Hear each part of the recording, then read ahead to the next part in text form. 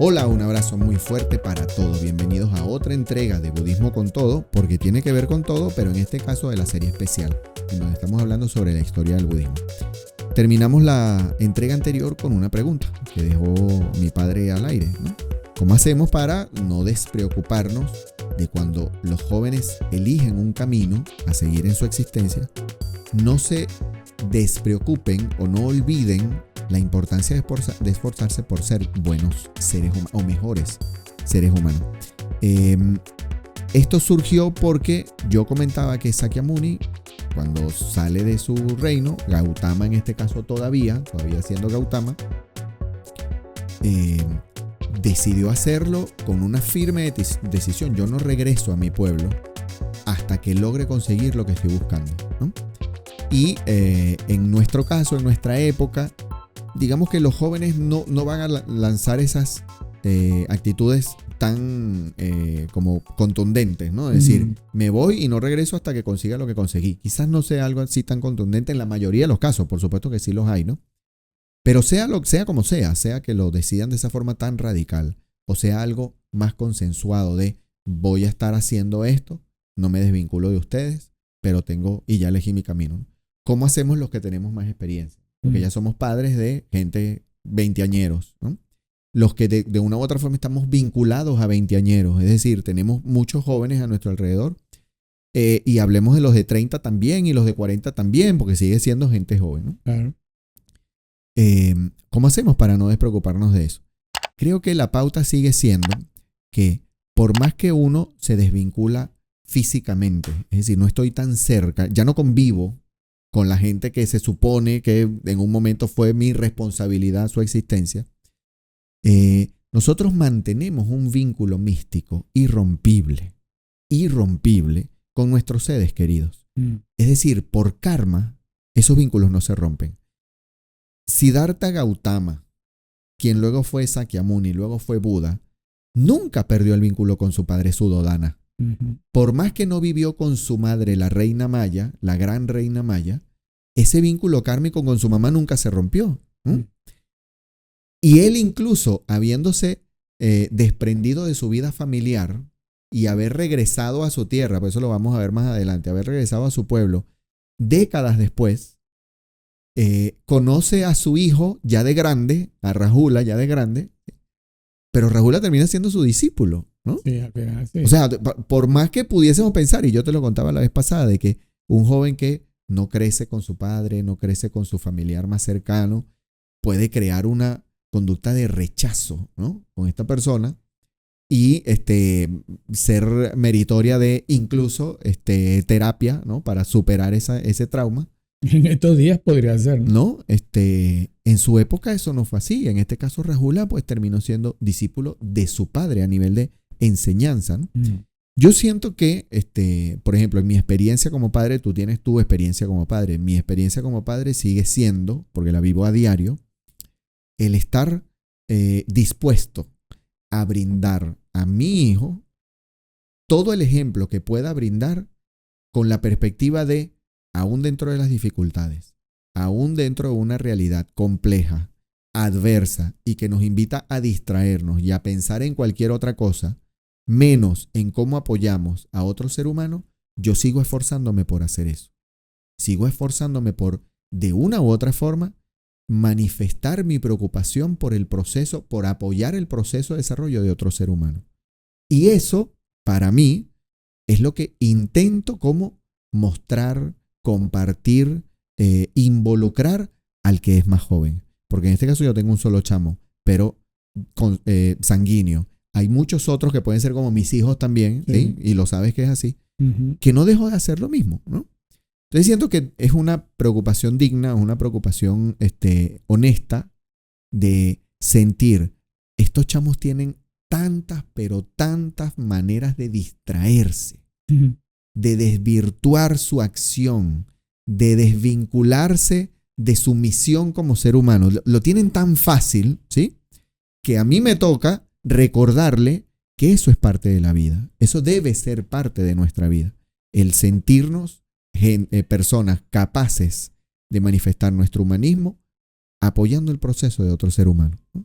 Es muy profundo lo que tú expresas, porque yo también me he preguntado eso y creo que, hablando de mi caso, esto siempre fue mi motivación, el que mis hijos y los hijos de mis hijos, mis nietos, siguieran la misma línea de esa búsqueda espiritual que nosotros practicamos el budismo Nichiren, ¿no?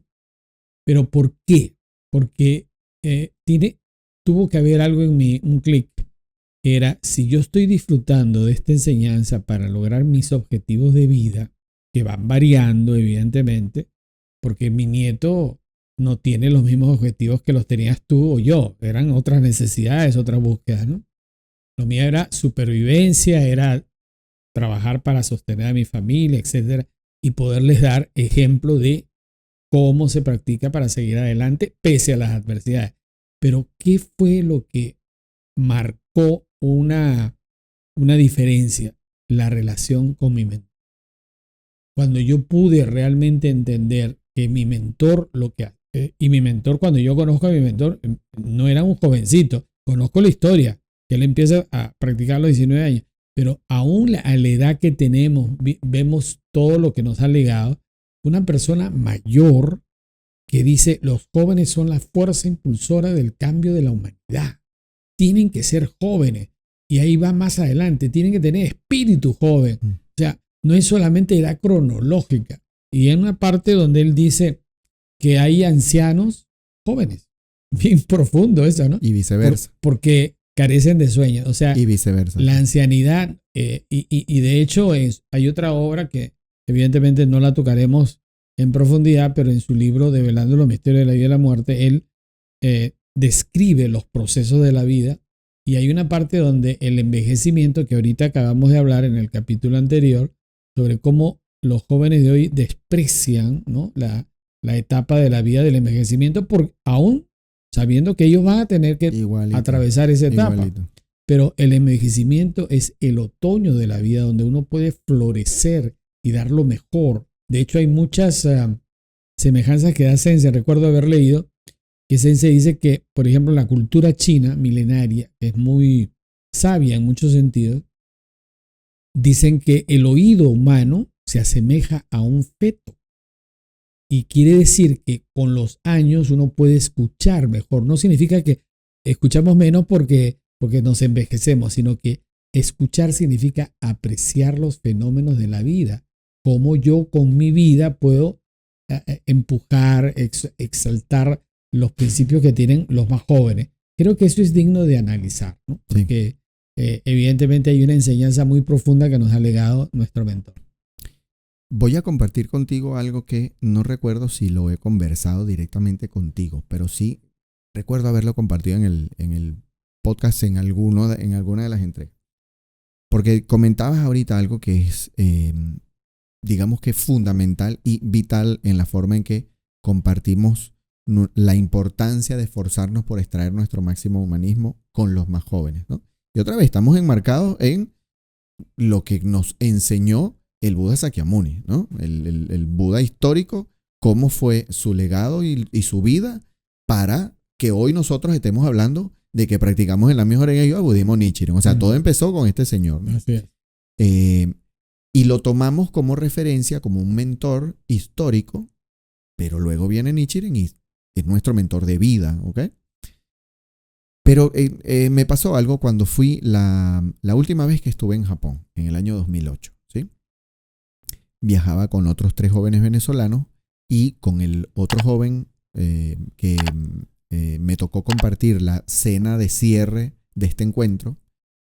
Nos tocó en la mesa de esta, sabes que Daisaku Ikeda por lo regular ofrecía como cierre de este encuentro mundial una cena para todos los participantes, ¿no? Y esto era un obsequio de él. Sí.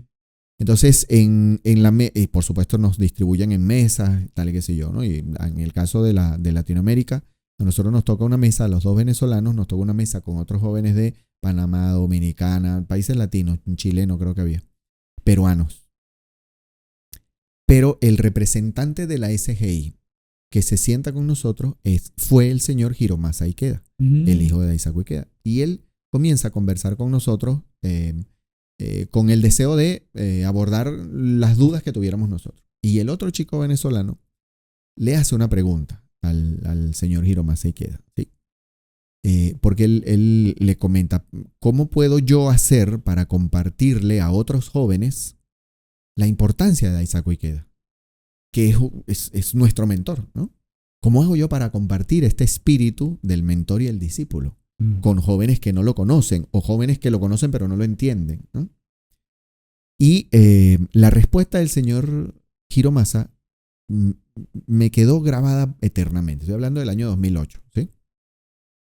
Él le respondió, en realidad, para esas personas, Daisaku Ikeda no tiene por qué ser importante, porque no lo conocen o no entienden su legado, pero tú sí. Entonces, a través de tu vida, debes mostrarle a ellos por qué Daisaku Ikeda es importante, ¿no? O sea, eres tú el que lo va a mostrar. ¿Por qué traigo esto a colación ahorita?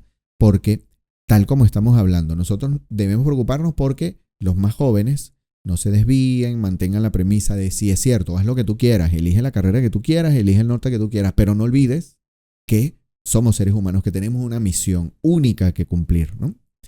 Yo enseño eso a través de mi ejemplo, es decir, yo me preocupo por enseñar eso a través de mi ejemplo, es la postura que debemos tener, me refiero. Pero basado en lo que decía Hiromasa Ikeda, yo terminé asumiendo eso como pauta de mi existencia. Yo no tengo por qué convencer a nadie de la grandeza de Daisaku Ikeda, porque la grandeza de Daisaku Ikeda se muestra en sus acciones, en su legado. Uno se mete en daisakuikeda.org, listo, ya está, ahí está todo lo que justifica qué fue Daisaku Ikeda para el mundo, ¿sí? Pero para los más jóvenes, mi preocupación, que no se van a meter en daisakuikeda.org, que no van a agarrar los 30 volúmenes de la nueva revolución humana o una disertación de Daisaku Ikeda, es mostrarlo con mi vida, ¿no? Entonces, para mí, el valor de mi contribución al enriquecimiento de la vida de estos más jóvenes es mantener presente a Daisaku Ikeda en su existencia, pero a través de lo que yo pueda mostrar, ¿no? Y en eso, ¿a qué me refiero? A que yo soy el que tiene que leer a Daisaku Ikeda, yo soy el que tiene que compartir qué dijo Daisaku Ikeda, yo soy el que les tiene que contar qué hizo Daisaku Ikeda, ¿no? Hablando otra vez de nuestro mentor de propagación de esta época, ¿sí? Pero cuando yo hablo de Nichiren y de lo que escribió Nichiren y de lo que hizo Nichiren y les reseño lo que vivió Nichiren, estoy hablando de nuestro mentor de vida. Pero ¿quién nos lo habló? ¿Daisaku Ikeda? Sí. Él es el que nos terminó compartiendo para esta época todo lo que hoy conocemos, ¿no? Y hay un punto fundamental en lo que estás diciendo para mí, y es que más que transmitir, esto es lo que nos enseñó o aprendí yo de Daisaku Ikeda, es que uno les muestre. Si recuerdan la pregunta que dejamos en el aire en la entrega anterior, era ¿cómo entonces convertirnos en mejores seres humanos? Y eso tiene que ver con el ejemplo, el comportarse. Perfecto. Porque a Sakyamuni al final, lo vamos a estudiar más adelante, lo que se nos explica en el budismo Nichiren es que el valor del advenimiento del Buda Sakyamuni es su comportamiento como un verdadero ser humano. Entonces, podremos decir, mira, me he leído todas las obras de Daisaku Ikeda. Está bien, teoría, narrativa, historia, que no hay que dejar de hacerlo, pero me comporto como un verdadero ser humano, humanista. Perfecto. Ahí está la clave. Perfecto. Y justamente lo que estamos haciendo con esta serie especial es tomar como referencia ¿qué? Unos libros que nos dejó Daisaku Ikeda. Y estamos haciendo nuestro esfuerzo por dejar plasmado en estas entregas muy modestas parte de lo que nos toca o nos preocupa o nos interesa como para compartir con las generaciones más jóvenes. Quería continuar con este viaje que emprendió el joven Gautama, Siddhartha Gautama, todavía no Sakyamuni, cuando ya decide salir de su reino, entrega a su cochero, una palabra que es muy de los 80, muy del español de los 80, sí. Pero básicamente era su escolta, era el que estaba con él para arriba y para abajo. Le entrega todos sus aposentos, le dice, devuélvete.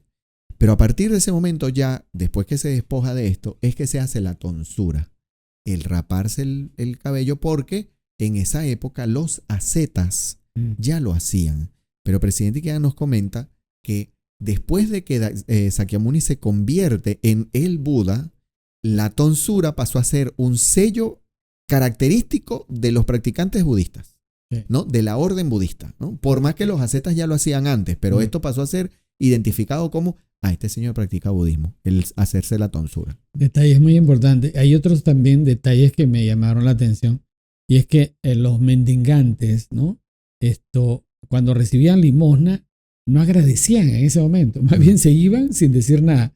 Y a las personas que iban donde se acercan a pedir limosna, por eso es que hay ciertos grupos, ¿no? Religiosos de cierto tipo de budismo, que los hay muchos, todos lo sabemos, tenían unas campanitas, ¿no? Entonces tocaban la campanita como pidiendo... En la puerta. En la puerta de la casa habían unas campanas, unas cosas de metal que sonaban. Sí. Y era como cuando el mendigo se paraba y veía que la familia no le estaba prestando atención. Mira, estoy aquí. Llegué para ver si me das algo, ¿no? Vengo por lo mío. Pero es como destacable lo siguiente. Durante mucho tiempo nosotros escuchamos esto, pues. Sakyamuni vivía de la postura de mendigar, ¿no? Y obviamente para la época moderna eso no está bien visto. No. Pero en su época sí. Porque significaba que esa persona se había entregado a la búsqueda espiritual. Y por eso era reconocible que alguien que vivía de mendigar era alguien que no estaba distraído por los placeres o las posesiones materiales. Cierto. Era alguien que se dedicaba a las prácticas ascéticas o la búsqueda espiritual. Y ese punto que destacas me hace recordar que dentro de la obra de Sensei destacan varias cosas, ¿no? Muchas, ¿no? Pero me llamaba la atención que las personas que otorgaban una ofrenda, una donación, probablemente de ahí viene ya después con los tiempos de entender el espíritu de la ofrenda, ¿no? Pero la gente que otorgaba una donación a los mendigantes se sentían honrados por hacerlo, ¿no? Porque pensaban en la retribución. Exactamente. Es decir, el mendigo vivía de su búsqueda espiritual y él, si tú le dabas, comía. Si no le dabas, no. De hecho, hay unas partes en donde Sensei dice, habían quienes podían llegar cerca de familias de buen estatus y que recibían comida chévere, pero había quienes pasaban por casas más humildes y recibían comida no tan chévere. Pero fuese uno o fuese el otro el caso, la premisa era que contribuir con la vida de esa persona que se dedicó a la búsqueda espiritual aseguraba una buena causa para mi vida. Y por eso se hacía con como cierto placer, ¿no? Yo comparto con usted mi comida para que usted siga su búsqueda. Porque como yo no lo puedo hacer, porque no estoy en la edad todavía, en esta época que hablamos de los 30 años que hay que dedicarse a la familia y a los negocios, como yo no puedo dedicarme a la búsqueda espiritual todavía, estoy haciendo la causa para que mi karma sea mejor. O sea que ya se culturalmente manejaban la teoría de la causalidad. De la causalidad. Ya eso existía. La filosofía brahmánica e hinduista, que tenía unos cuantos siglos antes que el budismo, ya practicaban esto de reconocer que actuar correctamente te trae buenos beneficios para tu existencia presente. Pero quería entonces destacar las 4 clases de personas que vivían en la época de Sakyamuni, ¿sí?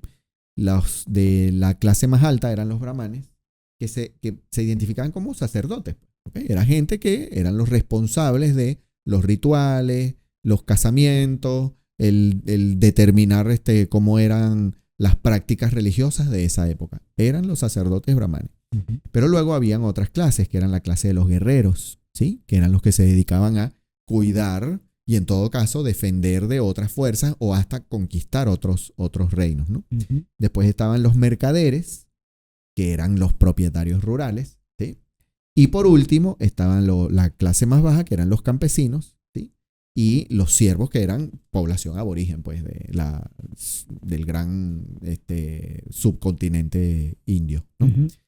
Entonces, en estas 4 clases sociales se giraba la sociedad de la época de Sakyamuni. Él venía de un reino, por lo tanto, era de una clase alta, pero cuando sale de su reino, se despoja de sus vestiduras, pasa a vestirse como un mendigo, y para el resto de la población, solo el que conociera su linaje podía saber, este señor renunció a sus beneficios de príncipe, pero el que no era un mendigo más. Sí. Lo veían como un mendigo más. Sí. Y esto era, de una u otra forma, reconocer que es un individuo que se ha dedicado a perseguir ¿cómo se llama? La búsqueda espiritual. La búsqueda espiritual. ¿No?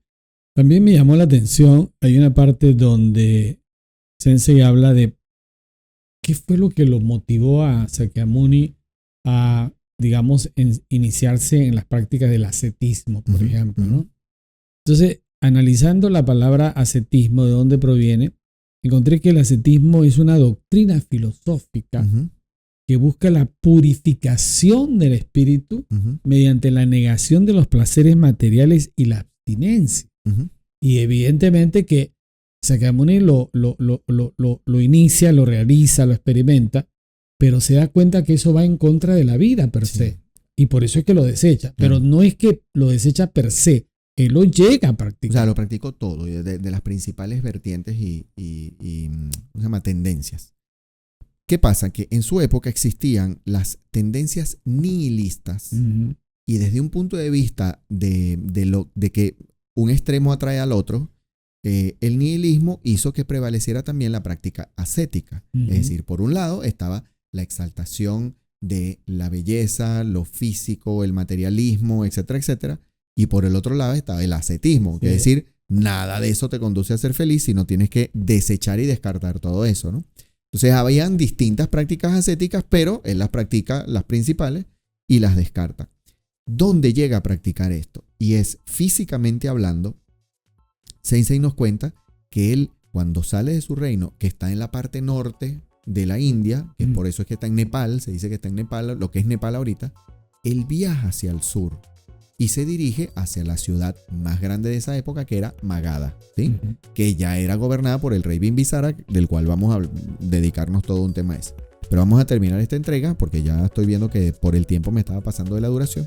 Así que terminamos esta 7ª entrega de Budismo con Todo, porque tiene que ver con todo, basándonos en esta serie especial de la historia del budismo. Nos vemos en la próxima entrega.